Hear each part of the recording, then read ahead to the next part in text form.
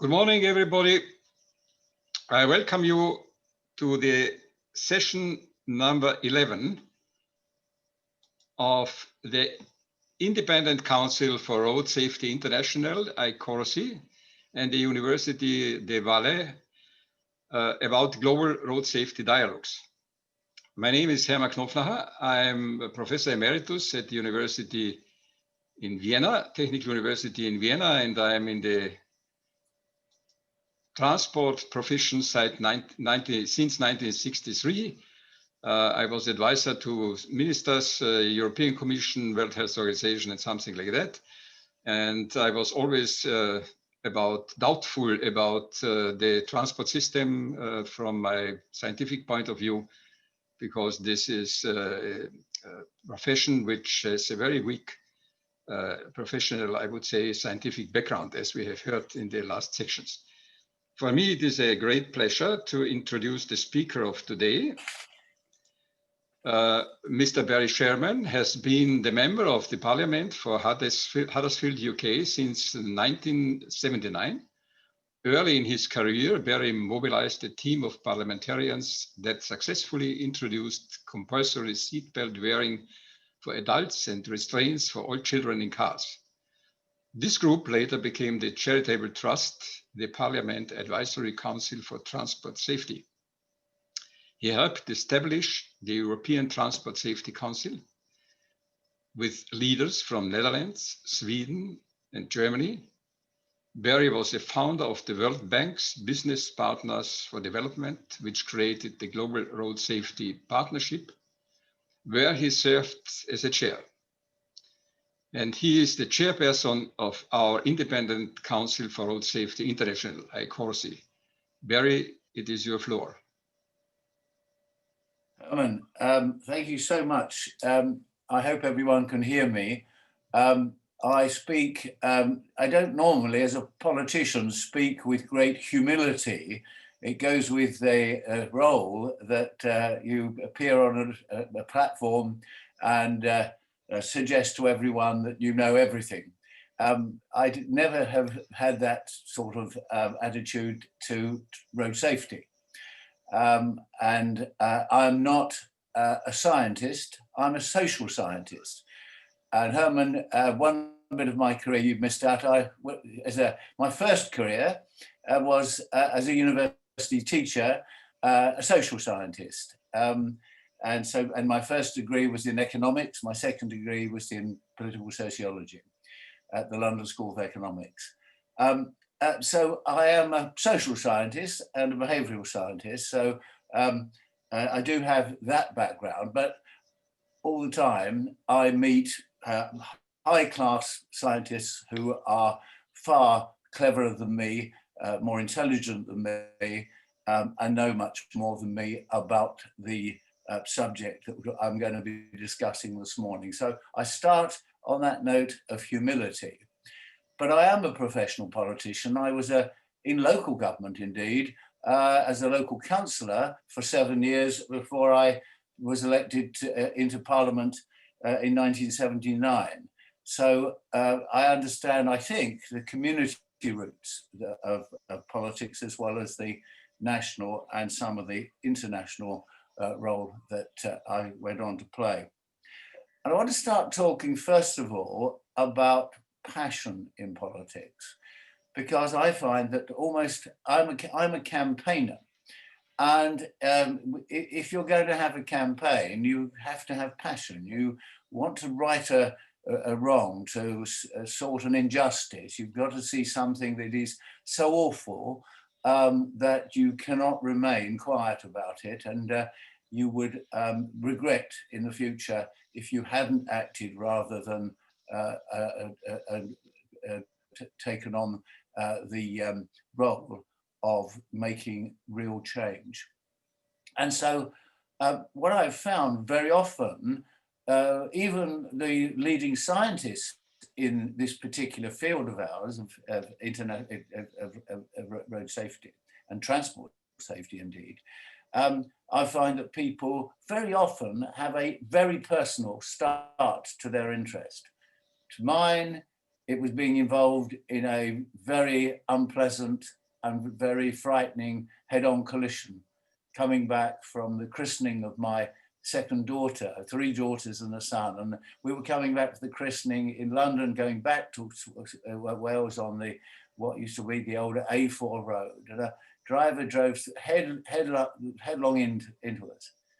And I thought I was going to die. I thought my wife and 2 little girls were going to die. We were very lucky. For all sorts of reasons, on that day, we survived. Partly because we were wearing our seatbelts, partly because of the very, I was driving what today would be a very unacceptable car. I think it was 3.5 litres with a massive engine in front of us. And so when the person who had just come off the ferry from Ireland, and for some reason got on the wrong side of the road, my side of the road. Anyway, all I would say is my passion began there, surviving a very unpleasant accident. My wife was unconscious, taken to hospital. I thought I'd lost her. So thank God we did survive. But it did give me a passion for trying to look into how many deaths there were a year. And not very much longer after that, I became a member of Parliament. And I started looking just at the statistics of how many people were being killed on British roads, how many children were being killed on British roads. And then, as I say, you've got to be lucky. For the first time in my parliamentary career, and the only time in my parliamentary career, I won the lucky dip, which is every year you can get a private member's legislation piece of just the opportunity to introduce a private bill. And of course, my private bill was to ban children from being carried in cars without restraint. And I lost it because there were some strange people in Parliament at that time that thought everything like that would be an infringement on individual rights. Somebody shouted object and the bill died. But there was a transport bill coming through, and a young Conservative minister, transport minister, Ken Clarke, said he would be positive for me amending the transport bill with my private member's bill protecting children in cars. And eventually it went through. But of course, part of his offer was that he thought it would divert me from what he knew to be also my purpose, was to, for the 14th time, bring the question of compulsory seatbelt wearing into Parliament again. 13 times it had been introduced and failed. And this time we introduced it, amended the bill cleverly. We did it because we knew that we had to have a lot of guile. And one of the things I will be talking about this morning is you've got to be clever. If you want, as a parliamentarian, to succeed in introducing something, you've got to be persuasive, but you've also got to be clever and use your skills as a politician. And so our skills as a politician at that time was to not introduce it in the House of Commons, but to introduce it in the House of Lords. And we had a wonderful man called Lord Nugent, who had been a Conservative junior transport minister, who was also, like me, passionate about seatbelts. He introduced it in the House of Lords, and so it came back into the House of Commons as a Lords amendment. And so, in a sense, that was a clever way to do it, but we still had to win the vote.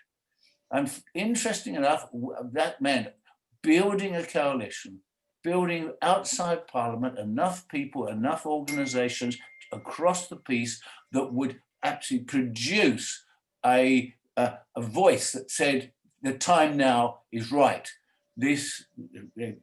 Accidents are occurring because people aren't wearing their seatbelts and many people are being killed. They had tried, various governments had tried advertising, clever, very well-known personalities, with commercials on television, but it had only got seatbelt wearing to about 35%. So what we did, Lord Nugent's bill came back at a very special time. It was the day before the royal wedding, when Charles was getting married to Diana. Some of you might remember this. British royal family, a very interesting bunch of people. But it was the wedding the next day. It was a public holiday. And the art was to keep our troops in Parliament on that day, when you knew a lot of people were going home because it was a holiday, and why not make it a long weekend? And you can always have, you can make up a narrative which is mythological. And we did build a mythological narrative when we look back, because actually the numbers voting for and against were quite small. This was not a packed House of Commons. It was a half full House of Commons, but we kept our troops there, and the opposition to the seatbelts didn't. And a lot of their people went off for their long weekend. So we won seatbelts on that day. And we were gracious in our victory. I recently looked back on my speech when I mentioned a particular researcher from one of the London universities that was a leading light on risk compensation theory, and all of you will know about that, a man called John Adams. And in my speech, I generously said he had his research. I respect him as an academic, respect him as a researcher, but I disagreed. And of course, that was a milestone. But it did teach a lesson that I want to talk about today, that if you don't have passion, there's not much purpose for, in my case, being in politics at all. And of course, I've been a campaigner. I was one of the leading lights of the campaigner for stopping smoking in public places. I've been a campaigner on a number of issues. But what I've learned, and this is why I suppose when Dinesh and all of us got together, and Dinesh said to me, and he would pop in and see me when he was passing through London, and we started plotting and planning an international, a global organization that would link researchers across the world. You have to plot and you have to plan, and you have to be relatively well organized. But what I wanted at that stage and was to continue the fundamental principle that I'd started all my work with, and that is base your policies, base your legislation, base what you do on good research, on good evidence. And I found that when we started this little group. It had a strange name, not a very good name. It was called STAG, Safety and Transport Action Group. And immediately, a very lovely person said, it's not a very, what in English we would say, not a very respectable name. Why don't we call ourselves something parliamentary? So that's how we transformed into the Parliamentary Advisory Council on Transport Safety that many people know as PACS. But PACS was formed in an interesting way. PACS said, look, we are not going to be, although we're passionate about this subject, we're not going to be a group that tries to introduce anything that hasn't been tried, tested on, based on good research, good evidence, and what has worked perhaps in other countries similar to our own. And so we had those guiding principles, but how did we have the resources? How do we have the knowledge, the level of knowledge, in order to secure that regular update in terms of first-class research? And what we then did is we introduced a 4 working party system. So we had road design, road user behavior, and so on. But we had all the relevant working parties. And very soon we found that any researcher in a country, any group that was passionate and had some experience in this, were join our groups. And so whenever I was speaking as a member of Parliament, I knew that I had, as far as one possibly could, the very best information based on the very best quality of research that was available at that time. And that has suffused my 40 years in the the transport safety area. PAX, as you know, and you mentioned, it developed and conspired again with, I love conspiracy. I hope you don't mind me today, Hermann, talking about conspiracy, because I think I warned you that today is November the 5th in England, but all over our country, it is named as Guy Fawkes Day.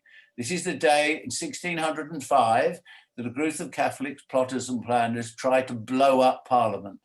And it's still, and right at that crucial moment, they found 36 barrels of gunpowder in the cellars of the Houses of Parliament, ready to blow up the King and all the assembled company. So that's November the 5th, that's today.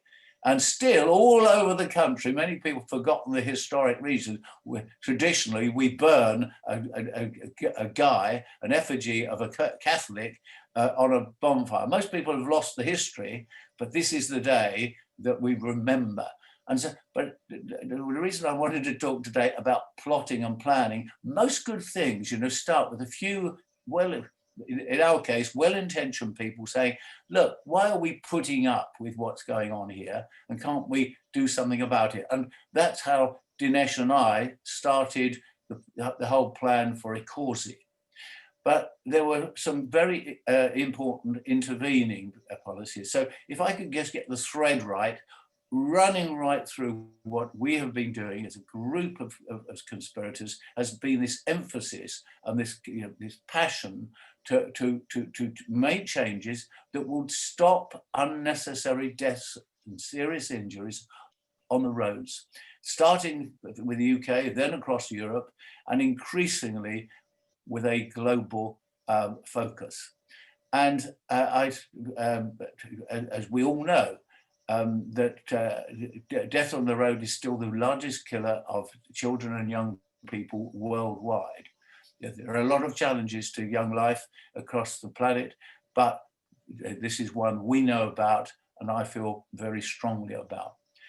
And I suppose I'd like to say also something about, because I want a building block of what I do, and I know that all of my friends who are listening to me this morning don't know, that it is all very well to have very good evidence, to have the very best quality of research and share that research globally. That's all well and fine. But what I also know, that we cannot be in an ivory tower of research. And what I have discovered, that I was invited to, someone said, look, we're thinking of going, starting something out of the World Bank Partnerships for Development, one of which is road safety. Would you be interested in coming to New York to talk about it? And so I got the cheapest fare I could possibly get. I remember getting to Heathrow Airport, jumping on a plane and turning right into the cheapest seats, and seeing a lot of the World Bank people turning left into the rather better seats as I was paying my own fare. And it was a very good idea that we started a global road safety initiative. And I was very committed to that, and I think it achieved, and it still is achieving, a measure of success. I, in a sense, left that organization partly because I found that the World Bank, as it sort of key interests sort of seemed to fade, thought that the only way that it could carry on was if everybody in those days paid $50,000 a year to be members. And of course, that immediately excluded researchers around the world, the university people, the small campaigning groups like PAX, and even the ETSC. And what concerned me is I had finished up with attending meetings with not a group of people particularly passionate about road safety, but more interested in corporate profile. So that was a danger. And I have to warn every researcher out there and every politician that you have to be careful as you build coalitions, as you build a group of people to make change. Don't have a feeling that everyone has bad motives. I don't think they have bad motives, but they have different motives sometimes. You know, the motives and objectives of large manufacturers, car manufacturers, component, all sorts of people may have a perfectly legitimate commercial purpose, but that is not very often directly my purpose or our purpose. And I have seen enough initiatives slightly move towards one area of research, one area of interest. And I think we always have to be on our guard. Make sure we're building a narrative here, and the narrative should be a generous one. And everyone who wants to be part of our campaigns and our campaigns to reduce serious deaths and injuries, but be aware that other people have interests and motives which aren't disreputable, but they're different. So I've always had that as a watchword. And sometimes, you know, you get a group that believe one aspect of safety is the single aspect. I know there are people who are very passionate about the design of vehicles, absolutely.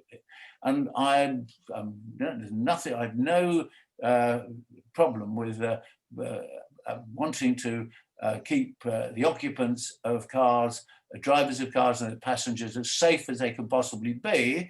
But I am always wary of, you know, perhaps I'm going back to John Adams, you know, theory that, you know, if people in their bubble in the car are so safe that there's one particular car in Britain where someone said no one has ever been killed as a driver or occupant in this particular vehicle. Well, I'm sorry, but people are killed by vehicles on the road as pedestrians, as cyclists, as other drivers. So I try to get that balance right. And I've got to also make a confession that as we build a narrative, as we cooperate across various fields, we've also got to do that in terms of humility. I can remember as a young politician being asked to go to California to speak for the governor of California, DeMajan at that time, and his initiative to launch compulsory seatbelts. And I remember also going to New York to Governor Cuomo speaking for the launch of his campaign for seatbelts. I was very proud to be able to do that, but I also bear in mind that some of the people that I met on one of those trips in New York was Ralph Nader. And I remember being on radio and television with Ralph Nader, and of course Ralph Nader at that time, a man that I hugely admired, but at that stage was not very passionate about seatbelts because he thought that that might prevent the introduction of airbags. Quite an interesting dilemma. So these things won't always be quite as simple as one thinks. My view was always, get the seatbelts, airbags will come. Why hesitate if you know something is going to be make a significant difference now rather than sometime in the future? So we will always have those differences. What I wanted to lead on from in terms of that journey I've just described at least 3 trips on an aeroplane to talk about road safety. And I got rather tired of getting on planes and going. And one bit in my resume that you missed out, Hermann, was the fact that I was approached at one stage to be chair of global legislators for road safety. And I know that the sterling work that David Ward and his organization did, and the F1 Foundation did in setting up that organization, it then was subsumed into the World Health Organization, WHO, and is now run out of Geneva, WHO, and I still chair Global Legislators for Road Safety. And that is an important role, and it is a role that I take very seriously. And many of us were together in Stockholm at the beginning of this year, really at the beginning of the year. I suppose many of you will remember me saying, I don't think this conference, the Ministerial Transport Conference, was going to take place. Because we could see that COVID was coming, the coronavirus, as we were calling it, was coming. We knew that there was something going on. We can't believe there's going to be a WHO conference at this time. And it still went ahead. And remember, a lot of us were there. And the fact of the matter was that when we were there, we had some really very interesting discussions. But what was one of the serious discussions we were having, all of us, was that how difficult it was to run an international organization, in terms of the ability to fly, the ability to travel, the ability to communicate. And this is as early as, was it February, that conference? But anyway, earlier this year. And I remember saying to so many people, where is the technology? Where is it? That I don't have to get on a plane to talk to the world's global experts. I can do it in a different way. Well, the real transition and the real ability to change everything we do is here now on our screens. Yes, it is here. It was there already, but we didn't know about it. This ability using I use this this method of communicating every day, hours every day, as most of us now do. But what a transformation, which gives us such a power to make change. If you remember, we had a dual purpose in Stockholm. One was the ministerial conference, but on the back of that, our own little plot and plan to launch our ICoRSI report on this magnificent piece of work that we had done on a shoestring that we had managed to, by all the dedicated people who are involved in ICoRSI, to look at every bit of research for the last 60 years and evaluate it in a proper scholarly way and to come out with this treasury of research, which actually, as we said in Stockholm, wasn't just about what research had been conducted over 60 years, but what was the beauty of it, exposing where research had been absent, where there were great gaps in research.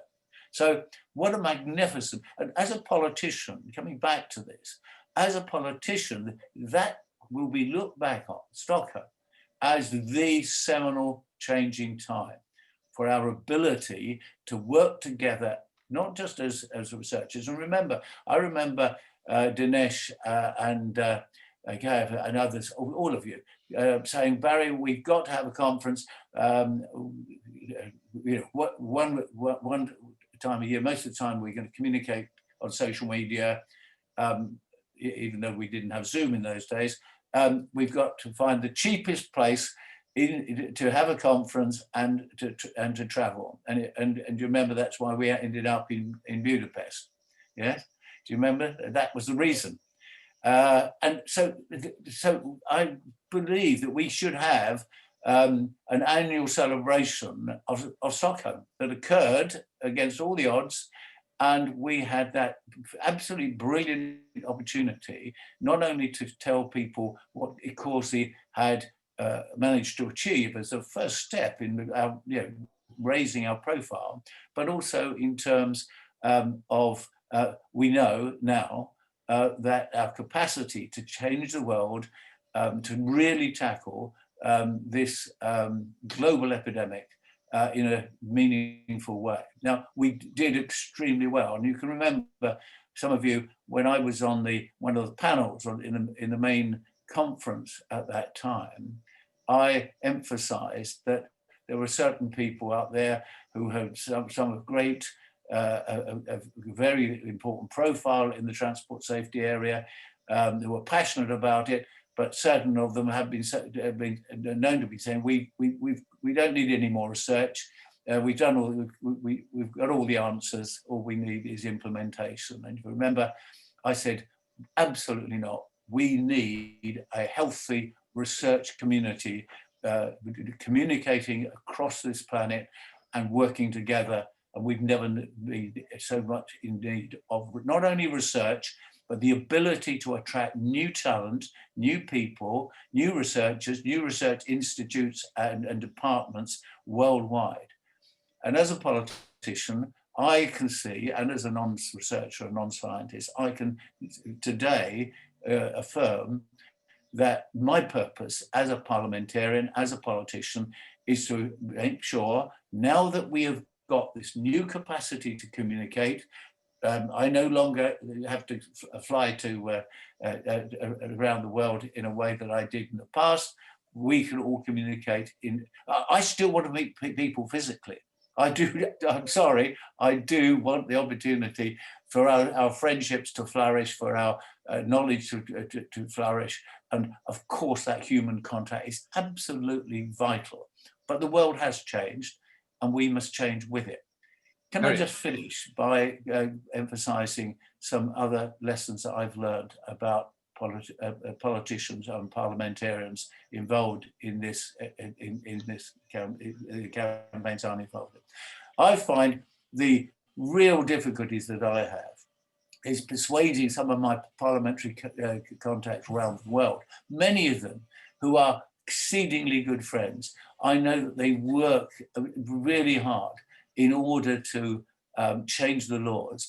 I work very closely with colleagues, for example, in Thailand. And I know it grieves them to see that still Thailand is very, very high up there in terms of the level of deaths and serious injuries. And I have been in Thailand meeting with researchers, meeting with parliamentarians, and trying to find out the way in which we can actually build a narrative that says at some pivotal time that enough is enough. You know, this level of death, particularly in children and young people, is not acceptable in any civilized society.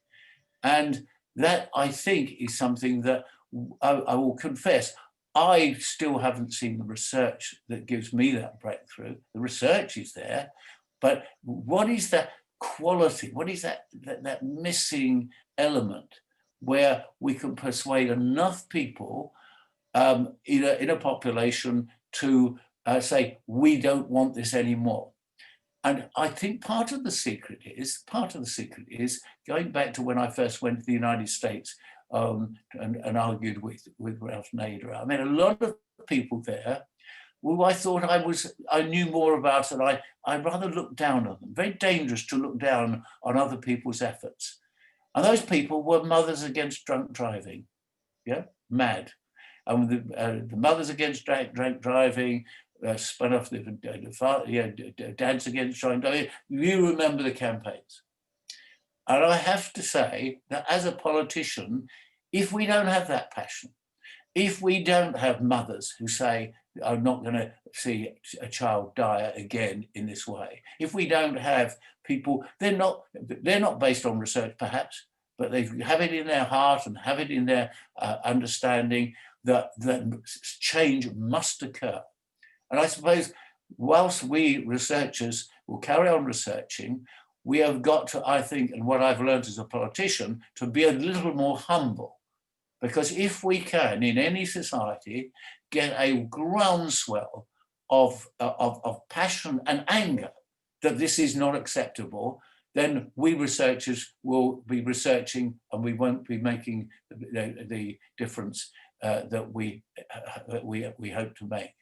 And so that in a plea, if we're going to do this, and I think we can now achieve so much in the next 5 and 10 years, so much that we have been restricted from doing in the past. If we can do that, but harness our great knowledge with the passion that is in these countries and in these communities, I believe that we will have much greater success. I want to move on. Can I move on to the last element of what I'm going to say? Sorry, Hermann, can I have the last minute? Okay. Of course. Please, my plea now is to think slightly outside the normal parameters. And I suppose the big revelation I've had as a politician over the last 2 or 3 years is that I want to see road safety taken out of its constraints. Very often when I talk to people, or they come up to me saying, Barry, you're a road safety nut, aren't you? You know, what's the matter with you? You're a grown man. Why are you so obsessed with this road safety? And a lot of politicians who are passionate about this subject are seen as rather odd. Really, this is shared right across the countries that many of us know. And the fact, I suppose, is it's partly our fault, partly our responsibility. What I've learned over, I think, last 2 or 3 years, I've been very much campaigning about something that I've tripped over as a road safety specialist.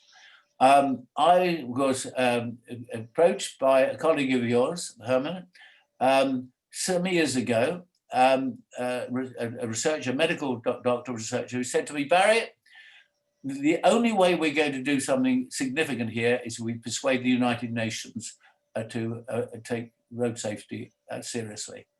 And if we only could get something like binding road safety into the Sustainable Development Goals, we won't make the success. And I actually thought he was a bit strange. I thought, well, that's a bit ambitious. I mean, you know, it was in early days. And do you know how right he was? And since the Sustainable Development Goals have been adopted and adapted, I find the rigor of the Sustainable Development Goals absolutely crucial for the work that I now do. And I now run a new group on sustainable communities, sustainable towns and cities. My own town of Huddersfield, which is the average town of Britain, a typical town of Britain, and all the criteria. We're trying to turn it into a sustainable town on the Sustainable Development Goals, and it gives that rigor in order to do it. But it also says, look at your community holistically. Even if you're interested in one topic, in my case, road safety, put it in the context of an overall pattern of energy use, transport use, the way in which you have a sustainable society, well-being, health and well-being as well. And so I think our future is expanding the vision, understanding that we've now got this wonderful tool of Sustainable Development Goals, this framework. And if we put safety in that context, we've just been talking about this in PACS. We have got a couple of new trustees coming from that broader area of sustainability. I think the future now is working within the Sustainable Development Goals, seeing safety as an integral part of that, and in some sense, stop being rather of course, a monkish clique. Should I say that on Guy Fawkes Day? But you know what I mean. So I want to end by saying this. I don't regret a minute of all the hours that I've put into road safety. I've never given up. But what has kept me sane and what has kept me cheerful are the good friends that I've met. The people have the passion that you all have, and sharing that passion and working together. I think we should recognize just how much we've achieved in these last few years. And I'm so proud that of all the things I've been involved in, ICoRSI has been the most effective, most wonderful group of people, good friends, but clever people, determined to make a difference. And we have. And I believe now, with what I've described today, working with politicians, working with parliaments around the world, using this new technology, we are in a totally new opportunity era. Thank you. Thank you very much, Gary, for this great speech showing what is really going on behind the curtain very often, and the enormous amount of energy and enthusiasm you have put into this work, which we in ICoRSI are a part of it. 2 days ago, we had a very interesting discussion, which went a little bit into the area of parliamentarians and policy, where Maria Segui Gomez asked a question, which was the intention for me to prepare some slides. If you agree, I would like to show the slides, and I will try to open the window here.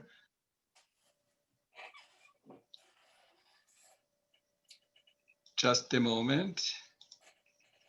So, do you see the slide here now?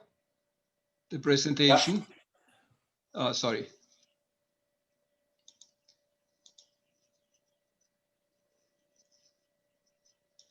Yep. Maria asked the question, how could such a road traffic system happen and when?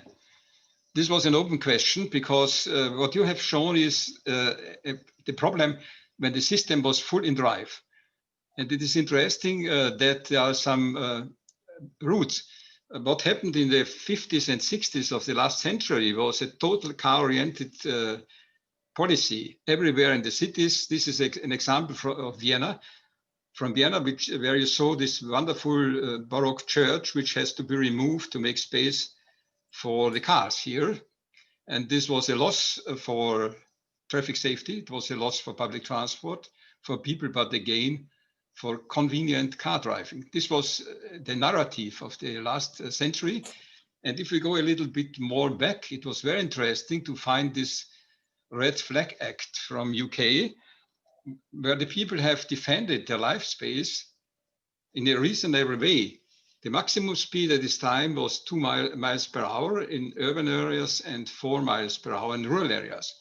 And this is very interesting what happened afterwards. Under the pressure or influence of car clubs, car driver clubs, this Red Flag Act was replaced in 1869 by a speed limit of 14 miles per hour, in 1903 to 20 miles per hour, and finally 1936 to 30 miles per hour. At this time, there were no speed limits on motorways. And you see the development of vehicles over the time. This was an electric vehicle in around 1900, and this was the famous car in the 30s. These were decisions of parliamentarians in policy, which they wouldn't repeat it any way today. But there was no evidence about the effects of these decisions at this time. And this is the system which came into Europe everywhere globally. And then the tolerance level of today is 20 miles an hour. And this is the diagram, and everybody knows this fatality risk over the speed. This is kilometers per hour, and these are the miles per hour. And this was the tolerance level before cars came into the urban environment. This was the tolerance level in 1865. And you see, if we have a tolerance level of 50 kilometers an hour, how the risk for pedestrian and cyclists is. It is about 80%. And this tolerance level of 20 miles per hour is about here. A tolerance level for vulnerable road users is here. This shows the difference, how we have adapted to the new situation. And this is the chance to be killed by a car with 40 miles per hour, 30 miles per hour, and 20 kilometers per hour. And the question is, why are we using this high speed system? Speed became important because the people believe that their own experience saving time is the system behavior. But this is not the case. You see here is the travel time budget, the whole time needed for mobility per day. And this is the income of people per year. And on the left side, we have the people without cars. Here we are the people with 500 cars per 1,000 people. And on the left side, the people are walking. And we are driving with 50 kilometers and even more. But there is no travel time saving in the system. Travel time is a constant. And this has tremendous effects, but the price we pay for it is terrible. We kill about 1.3 million people per year, and this is our problem. We are talking in the seminar. What is happening with the speed increase, we destroy the cities.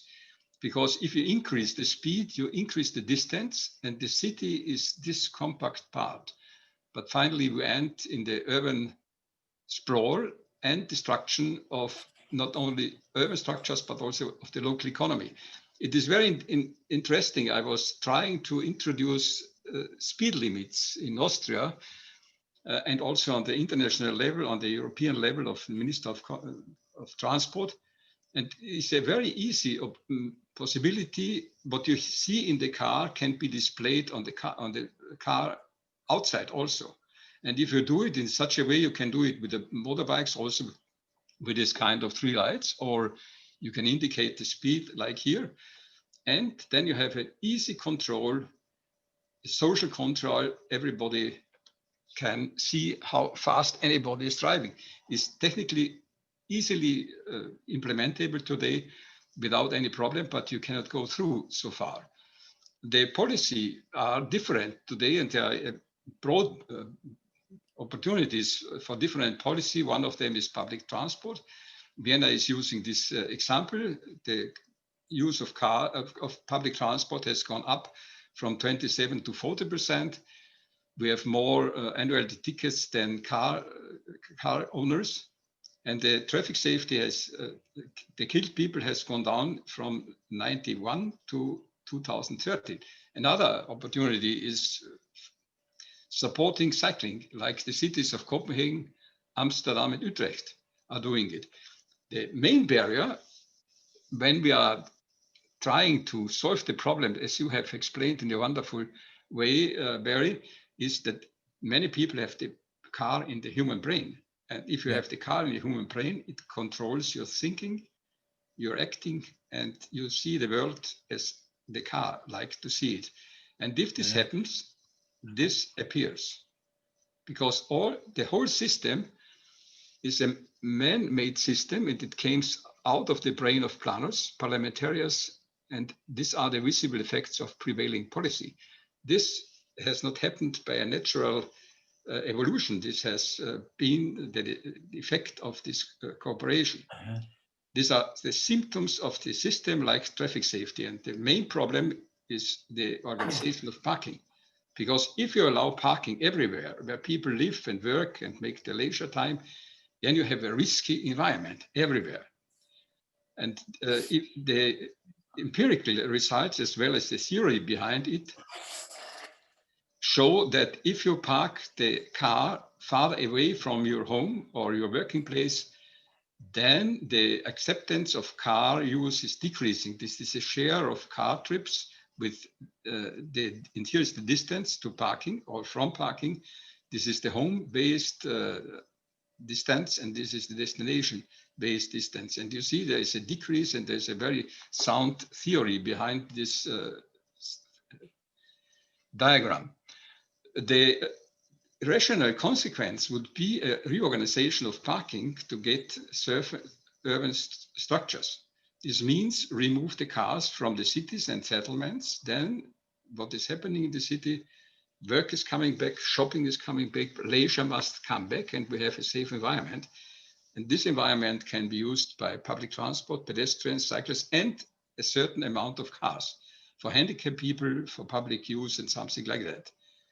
The zero vision of a car-free urban structures is already existing in many cities of today by pedestrianizing the city, by improving public transport, and by cycling. This is an example of a street, how it was before and how it looks like today. This is not a model, this is a real situation today. And this is the situation we have it today. We have the people killed in traffic accidents. The public space became a danger zone. This is the effect of behavior. There's interrelationship here. And this is the effect of structures. And the parliamentarians and politicians can play their role, how they perceive the road safety, how the politics are acting. And this is the way how that we are all in network. We are all in network and cannot escape from the network. And the question is how much is socially accepted. We have this really nice and important Vision Zero. This replaced the traditional approach by the Vision Zero that traffic deaths are preventable integrate human failing in approach, prevent fatal service crashes, system approach, saving lives is not expensive. I think we should replace it by action zero. Traffic deaths must be avoided. People are not equipped for this technical world. We are not built for high speeds. And the problem is structures have to prevent fatal and severe crashes, not only road structures, but also legal structures and all the structures who are influencing our behavior. And we have a lot of gaps of responsibility in the system, and they must be closed. This was the question from Maria when she asked, why is public transport so safe and why is car traffic so dangerous? In public transport, you have a closed line of responsibility and close feedback. And save life is not a question of money. Saving life is save life for all is a fundamental human right. I think this is the situation as I see it for today. This was what I wanted to contribute to the situation we are today, because you have asked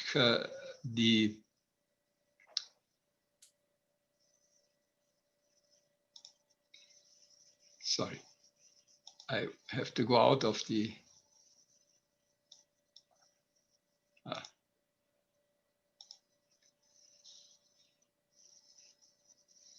okay, thank you. Hermann, can I make a quick comment? And please. I'm very moved and impressed by those what you've just shown us. But I do think it does speak to how I finished my contribution, in the sense that if we are going to get many of the answers by looking at sustainable communities and sustainable towns and cities, because it's a totally different way of looking holistically rather than only looking at safety. And I know that some of the opportunities we've got, Hermann, I think, and one of the questions that I've just been asked on the chat thing, is that we are now going to be able to, I'm very much involved in a new grouping here in the UK on air pollution, and the inspiration of people saying, why are we allowing these motor cars, these cars and lorries and trucks emit this filthy poison where people's lives are cut short? And interestingly enough, working with that sort of environmental passion that and I tweeted last week, surely it's an inalienable human right to breathe clean air. And some of those campaigns, are part of a sustainable community, but they certainly, again, give a real opportunity for us. There was another question to me that I see on the chat about, can I just recount, I kept talking about research and passion, and one of the things I found it really difficult, some of the big audiences I spoke to when I went to Beijing, and quite difficult to read the audience, I found, as I went in a number of big meetings in Beijing. But something that actually suddenly came to me, because someone asked a very pointed question, and I said, I suppose what I want to do is to stop that knock on the door. And I gave a figure that today in China, there will be a policewoman or a policeman knocking on a door to tell the person in that home that their son, their daughter, their uncle, their aunt, their granddad, grandmother have died. And, and we have quite some success now using that knock on the door that speaks to that passion of wanting, sustainability and safety in our communities. Well, there's another question also. Most of the questions have the content, what can we do to convince politicians, especially in different countries, in developing countries and something like that. Well, I think one thing is to show them good examples. If they see good examples, they're encouraged to compete with them. This, I think, is going on already, especially with the sustainability goals. The sustainability goals, I agree totally, are a big help also for traffic safety. It's very Hermann, can I come back just on that? I think you're right. One of the things I find, though, we must show good examples, but there is a terrible concern that I have, because I have this global job and I go to places where people are doing wonderful work, starting from a very low base, and the last thing they want is me coming from someone like me coming from England, or people coming from Sweden, and say, we're rather good at this and we know how to sort this problem out, and why aren't you doing it? And there is a different way of sort of sharing and inspiring without people feeling that we're being a bit condescending. Is that the right word? It's a difficult balance, I know, to say, you can really change what's happening in your country, but doing it with humility. Absolutely, yeah. But sometimes it can be. You are also successful if you are a little bit tricky. Yes. For example, the safety belt law was. We could convince politicians in Austria by this sled. We put a sled and use the belt law and let them run down this sled, and then they recognized, well, this is really physics also in the horizontal direction, because they didn't understand. We are very well prepared to understand the vertical risk. Yeah. If somebody is falling in a vertical situation, he is absolutely aware how the risk is. But if the same physical effect happens in the horizontal one, then nobody is able to have the real feeling. And therefore, we built a kind of sled. One of the motor clubs built this kind of sled, and we put the politicians there. And when they arrived at the bottom, they had about a speed of 8 kilometers an hour. And they recognized, well, this is really a dangerous situation if I crash somewhere. And then we could go through. This is one of the examples. Or when you change the environment, one of the best situations is if you make a big sign and tell, we are building for you. Because car users know that everything which has been built in the last 50 years was for them. And then you can change the environment toward the vulnerable road users, pedestrians, make cycling and something like that. And when you open this, everybody agrees that this is the better solution. Right. Well, there's the question, in a country where road safety is not yet on the political agenda, what arguments should road safety researchers make to get the attention of the politicians? This is one of the questions. We are in the question and answer situation. Well, I think one I was trying to address in my remarks is in different countries, it's going to, the cultural and societal opportunities are different. Being aware of those and doing what we've done. I suppose the great success we've had as an international group of researchers across very many cultures and countries. We have built a, as I said, a passion based on understanding of what the real opportunities of cutting down these deaths and serious injuries. And as I said, sometimes it's working with groups. I use the example of Mothers Against Drunk Driving, and I used what I used in China, stop the knock on the door. We have to use, I'm sorry, but we politicians have got to use this evocative language, appropriate for everyone's culture. But after that, my use of stop the knock on the door in China, I got a lot of correspondence from people involved in road safety in China saying that that had been very useful and they were using it because you know how pressured it is at that time still that the one child policy was still, you know, just imagine what happens to a Chinese family who've lost their only child. So there's another issue. There's another issue on the reusing passionate language is what politicians have got to do. And sometimes you guys, the researchers, will be a little bit cautious about that. Yes, you are absolutely right, because politicians are only a part of the whole system. We have on the other side the part of researchers, and the other academics, and the university is not anymore the same content as they had about 30, 40 years ago, because the university are under the pressure of lobbies. And the institutes has been converted into business centers and something like that, and they are running for money.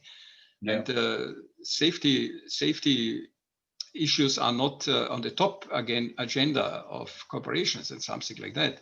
This is one of the problems.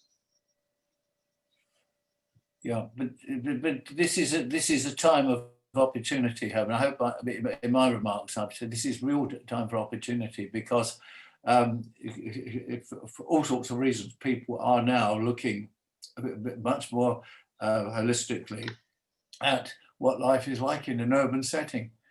And also, one of the things that we're coming through in COVID and the present stress that we're all going through are going to give us both, there is almost a feeling that this is the time to think seriously about health, well-being, what sort of communities we live in, how we support each other. I really do think, I feel this in the United Kingdom, I'm sure this is right across the planet, that the COVID has, in a sense, said, people asking, the big questions, what is the good life? How should human beings work together? One of the strengths of the first COVID wave in the UK was this feeling of all of us being in it together, a community is together. And I think unless we grasp that local community leadership, and sometimes that's not, we put politicians, I don't mean just elected politicians, I mean people that are leading community groups. They're politicians in a way, they're not professional, they're paid politicians, but there is a level of community politician that we have to support, encourage, because if the grassroots families and local communities say, we aren't having this anymore, and we demand, as we've demanded across London, 20-mile limits in most parts of London and many of the big cities. And that at the same time as people are saying, we don't want cars in these streets if they're poisoning our children. I mean, some of the work that Sir Stephen Holgate has just done, who chairs a health committee with me, about pollution, how much people are being poisoned by air pollution. Communities holistically are saying, we want good health and well-being. That means safe and physically safe from having an accident, but also physically safe from not imbibing poison fumes. So I think that community aspect is something that we in the transport safety world sometimes perhaps underrate. There's a question here. Increasingly we should talk about danger reduction, not just road safety. I think this is an important question, because it is the most important thing, because danger reduction goes also into human behavior, and the people are anxious and something like that. If you have if there's some danger somewhere, then the space is not used anymore by the people, and this separate the people also. I sometimes feel like, you remember I think in the 1920s, 1930s, escapologists were very famous, people that, tied up in chains, in bags, and, and then they could prove they could escape all this. There was Houdini, I think. Houdini was the great, most famous. Now, I sometimes think we're like the Houdini. We have got to escape from the road safety chains, because it's, you know, sometimes the mention of road safety and the shutters come down. Seeing, and this is why I'm so keen on the broader context of sustainability and the holistic message, is it freezes from only talking about road safety. And that question is absolutely right. You know, we should talk about reducing the dangers from any external influence. But this is not very convenient because everybody slips into the car. If the car, you can reach every point with the car in the best way compared to other forms of mobility. Well, Herman, I don't agree with that. I agree that was the case. I'd like to see the research. I'll challenge the researchers today. Come on, guys, get your act together. Guys in the American sense of women and men. I'm told that you're not supposed to use guys any longer, but look, the bunch of you are researchers. I want to know, what is the reality behind the challenges that we have? You know, how do we? At the moment, we can see in London, for example, young people not learning to drive. That's happening in a lot of cities across Europe. Young people everywhere. If you have good public service. Public transport, if you have good, convenient public transport, you do cut down road deaths because people choose a safe form of transportation. There is some indication that increasing use of electric cars is reducing accidents. But you know, what is I challenge the researchers to say, okay, what is happening in towns and cities? I detect as a politician, there are some fundamental changes going on. Sometimes it perks up in terms of, like saying, people not even bothering to get. You should be the rite of passage. At 17, you've learned to drive, you've got a car. No longer. What is happening? Is that good? Can we use it? Oh, this is absolutely true. But this is the consequence of a lot of political decisions and practical works, because we have changed in the last 50 years the urban environment substantially, because we have pedestrianized very many city centers. We have provided facilities for cycling. Yeah, I have shown some examples. We have improved, we have taken away space from cars. And one of the most important things is we have reorganized parking. Parking is not free anymore in most of the cities. If I go to London, you know, you have to pay a lot of money if you want to go with the car into the city center. And this is happening also in other cities. And this change of the physical and legal structures has changed the behavior of the young people. I remember when I was in Japan, there the car company invited me because they had the experience that the young people don't use and buy cars anymore, because car driving in Japan is very expensive, very well controlled. And there's another issue, you mentioned it in your talk, we have other opportunities to communicate. What we are doing at the moment, we are not driving. We don't travel to other places, but we are communicating because we know each other very well. And so we can freely talk to each other. And this, I think, is one of the new opportunities we have, because this is also a kind of mobility, because the most part of mobility is mental mobility. And I think this is very much important, because the transport system is mainly transport of informations and not transport of people and goods. And if we transport the right informations, I think we change the behavior. You called it before narrative perfectly. I wonder what Dinesh thinks about this, because we've talked about it many times. But do we work closely enough outside our, I sometimes think those of us interested in safety are exclusive brothers and sisters. And, how far are we working with other researchers?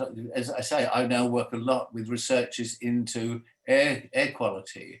And Sir Stephen Hogan, who's just been knighted for his work on the link between lung disease and pollution from vehicles. that area is it gives us a real opportunity, because it started off when we introduced the London-wide tax. It was to actually, yes, it was to reduce the number of people coming in cars. Yeah, it wasn't particularly a safety measure, but now it is increasingly, in most towns, it's becoming an environmental issue. Yeah. You ask most of the people why they're restricting vehicles coming into city centres. It's not for safety, it's for air quality and for environmental reasons. And it's been quite an interesting and sometimes quite subtle shift. And I wonder if our researchers are working across the piece in terms of understanding that link. Well, I think I think the car industry and everything which is connected with the car industry is fighting against all these activities, but they accept everything which keeps the car in the game. This is the problem, because as soon as you touch the car, you touch the people in the car and the car in the brain of the people. And this, I think, is one of the problems. So they will accept all the different legislation, and they will, I think, do everything to improve the air quality as long as the car is not touched. But as soon as you remove the car from the excellent position as it has today, you have to sleep. Hermann, I've never seen people take on the the auto industry as effectively as we now see it taking them on over the pollution levels and the impact on the environment. Suddenly, where we've all known in the safety area that, as I've said in my talk, that the auto industry and the truck industry, we do have an agenda. Certainly, I saw that agenda in the international organizations I've worked on. But the fact of the matter is, can anyone remember that howl of disgust that came when we found that Volkswagen were cheating in terms of the air quality monitoring that we're doing? I mean, what an opportunity that is. And in the United States, they've been taking the cleaners for billions of dollars for what they did in terms of fiddling the air pollution and monitoring. So, I just believe there is a fundamental opportunity here to change people's minds about the urban environment. And the urban environment, the number one priority today is air quality. And we in the safety area should be working with that, because it opens the door to fundamental change about city life. But the car is still in the game, even if they have no air pollution. The risk is still there.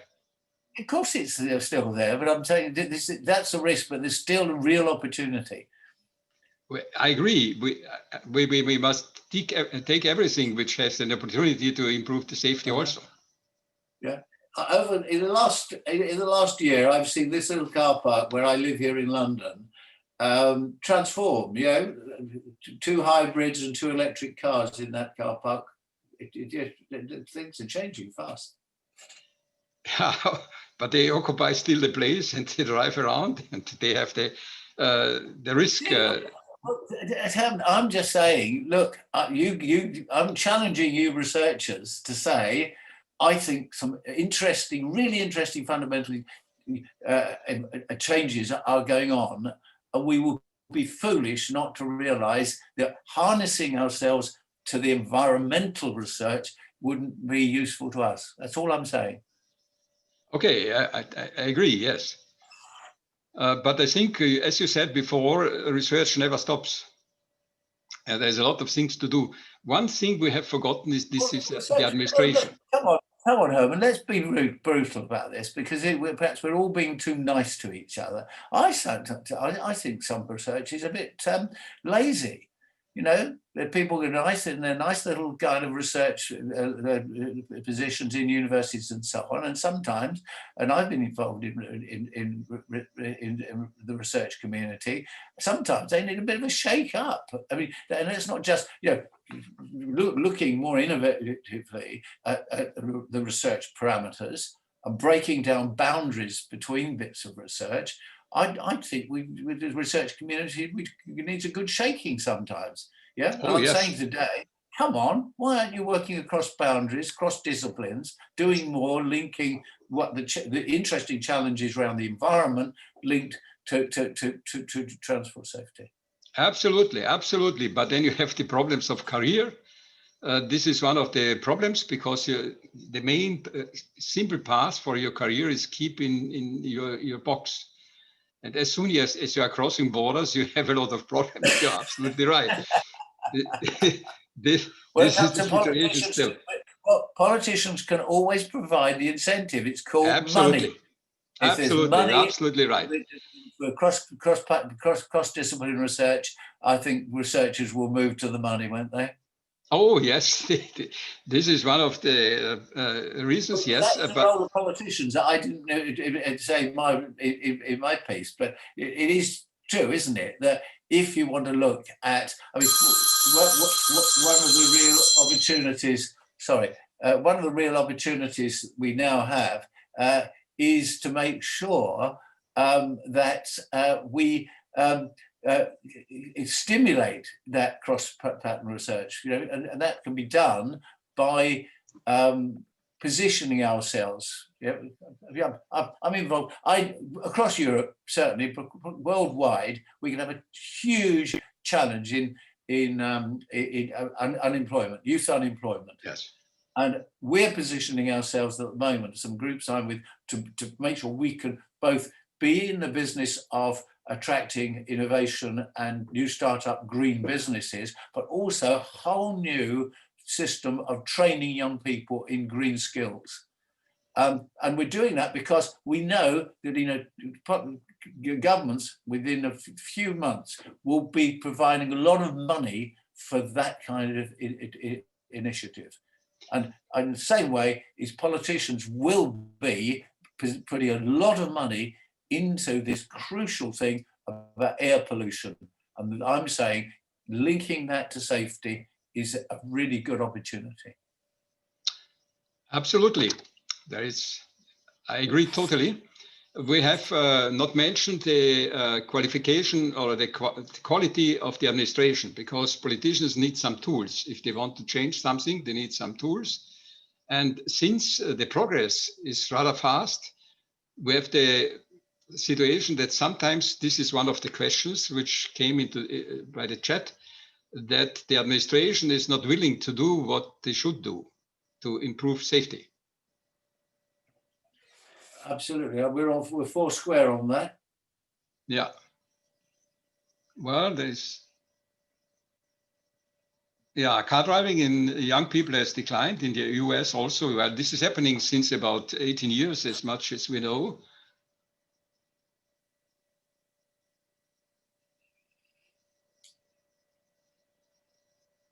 Oh, somebody asked why, if politicians don't need a shaking. Also, you have said, well, scientists need a shaking. This is true, but somebody has chatted. Well, that's a very fair point. It's a very fair point. But it's my job, because my role in ICoRSI is to sometimes say, look, I'm a person that absolutely loves research and loves researchers, but don't get too comfortable, because politicians also have a bit of propensity to say, come on, you could do better. And I think that's a valuable role. And of course, come on, we're at a stage, some of us have been not getting much sleep the last couple of nights. We're trying to, and I'm looking at our American friends, looking at Carvey. What's happening in the United States is quite important in terms of the wider perspectives that we have, the opportunities we have. Okay, well, we are in a network all together. Any other question here?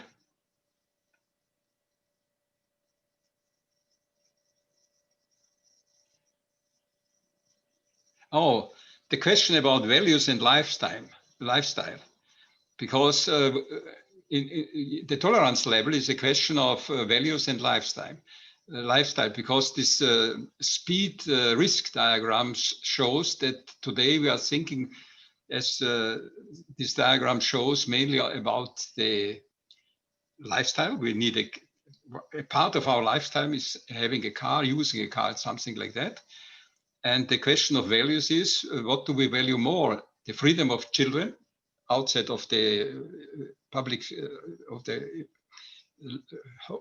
home in the public space, or the freedom of car driving. We put in many cities, like in Vienna, the children into cages, and the car drivers can play around the cages. I think the opposite would be the right position. I think lifestyle is an important question. I mean, we all know that what's happened is that worldwide, every country, in terms of aspiration of the good life, in terms of quality of life and quality of mobility, has meant that the lifestyle follows what has happened in the most developed parts of the world. I mean, the United States and Europe have a lot to answer for.